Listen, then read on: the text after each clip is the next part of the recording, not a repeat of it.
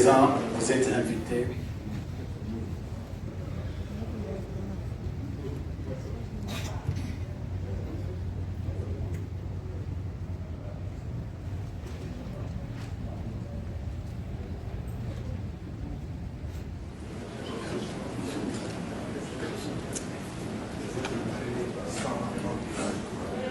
Que Dieu vous bénisse. Merci.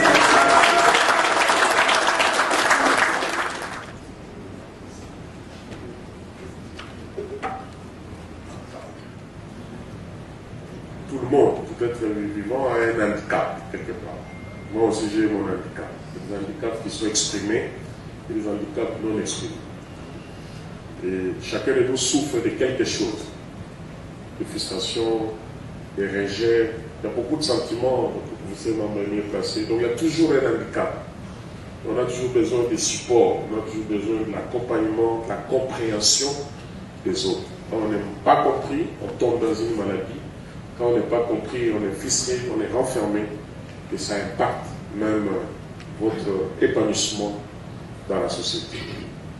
Moi j'aime beaucoup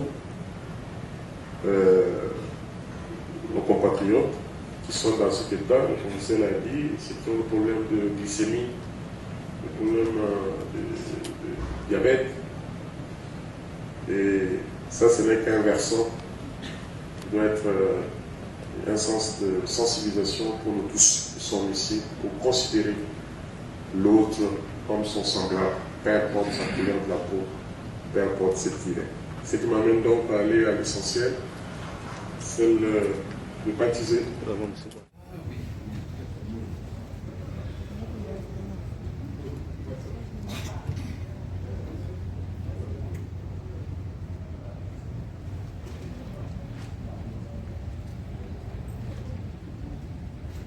Cet ouvrage qui vous venait, qui vient d'être, qui vient de voir le jour aujourd'hui, s'il vous plaît. Le contenu, c'est comme vous venez de voir là, nous parlons des albinos. Les albinos qui sont ces personnes comme nous et qui souffrent de déficiences génétiques, donc manque de cette matière qui fait que leur corps puisse être noir comme nous, qu'on appelle mélanine. Et ce manque ou cette déficience de mélanine fait qu'ils aient des problèmes au niveau de l'iris des yeux, qu'ils aient des problèmes de pigmentation de la peau, qui les expose, lorsqu'il y a le rayonnement du soleil, à un cancer de peau plus tard s'ils s'exposent pendant longtemps. Et comme ils sont souvent nés blancs de famille ou de couples noirs, ça laisse à beaucoup d'interrogations. Et les gens se demandent qui est cet enfant qui naît blanc alors que les parents sont noirs. Et ça peut aller dans tout le sens jusqu'à créer des divorces dans les familles. Et il y a l'homme qui ne peut pas accepter que c'était son enfant. Les autres qui pensent que ce sont des fétiches. Les autres qui pensent que ce sont des mystères qui arrivent. Et même quand cet enfant va naître, on commence à lui prêter beaucoup d'intentions, beaucoup de spéculations autour de cet enfant. Et il devient sujet d'agression sociale. Voilà pourquoi ce livre explique d'abord que nous pouvons être albinos sans le savoir. Et à la fin, nous disons, notre objectif, c'est de faire en sorte que nous puissions tous militer pour l'appui, pour l'accompagnement de ces humains qui sont comme nous, leur acceptation et leur intégration sociale, afin qu'ils soient considérés comme tout être humain, à tout point de vue, et les aider éventuellement, si nous avons les capacités de les aider éventuellement, avec des crèmes, avec des lunettes, avec des chapeaux ou de parasols, pour leur épargner le rayonnement solaire qui peut être un élément qui peut les affecter et les conduire à mourir de cancer. Alors, voilà. Est-ce qu'on peut savoir quelle était votre motivation pour vous intéresser aux albinos? Je venais de le dire, j'ai toujours été animé par l'altruisme. L'altruisme qui est ce sentiment d'aimer l'autre. Je suis là pour aider l'humain. Et je me suis dit, je peux aider l'humain. Que j'ai trouvé encore le plus intéressant, c'était cette catégorie spéciale qui est l'albinos ou la personne souffrant d'albinisme. Vous savez, la souffrance est interne, alors que la douleur est externe. Alors ces gens qui souffrent intérieurement à cause de cette agression sociale m'ont intéressé à plus haut point pour que je puisse arriver à leur donner, peut-être tant soit peu, ce sourire que je peux leur accorder. Et peut-être pour moi, le sourire que je peux leur accorder et la sensibilisation que je suis en train de faire comme aujourd'hui, ça peut être déjà un grand don, et plus même que l'or du monde que je peux leur donner. Voilà ce qui m'a motivé à le faire. Donc bref, l'altruisme. Merci, professeur. Je vous en prie. Oui, je suis maître Mediamouli. Je suis avocat au barreau du Katanga, de passage à Kinshasa.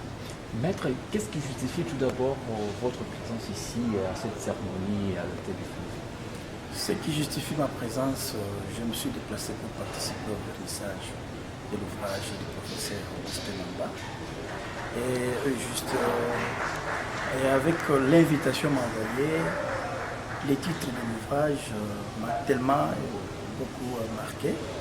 Je tenais à comprendre réellement qu'est-ce qu'il tenait à dire.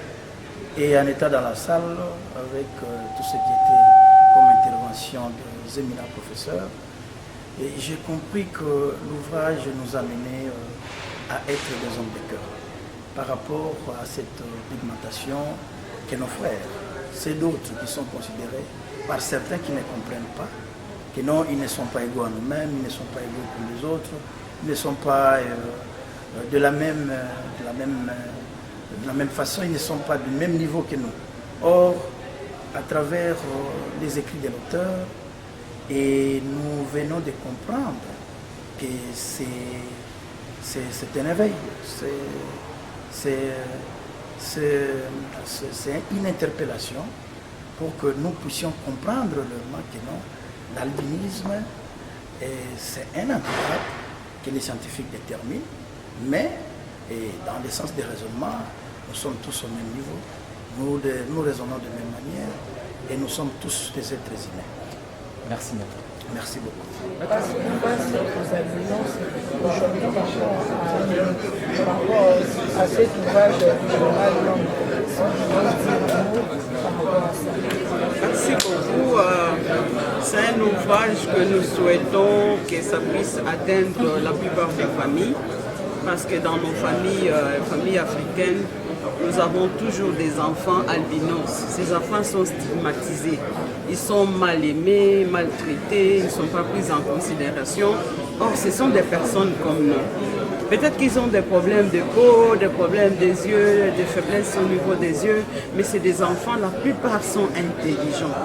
Hein? Ils sont intelligents, ils sont en mesure de faire tout ce que tous les autres enfants font.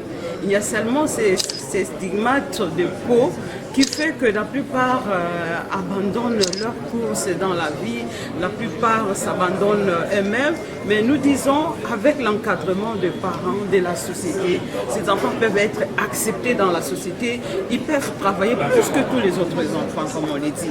Vous avez vu le pasteur qui vient de chanter, il a bien chanté, donc l'handicap n'est pas même au niveau de la voix et tout ça. C'est une personne normale. On a présenté un fils Bongeli, un garçon intelligent qui émerge bien dans ses cours, qui étudie bien, qui n'a pas de problème de santé. Donc nous devons encourager nos familles parce que nous savons que dans la plupart des familles, on trouve ces cas d'handicap. Moi, j'ai un cas où j'ai un cousin qui a la peau noire, mais avec des yeux qui bougent comme ça.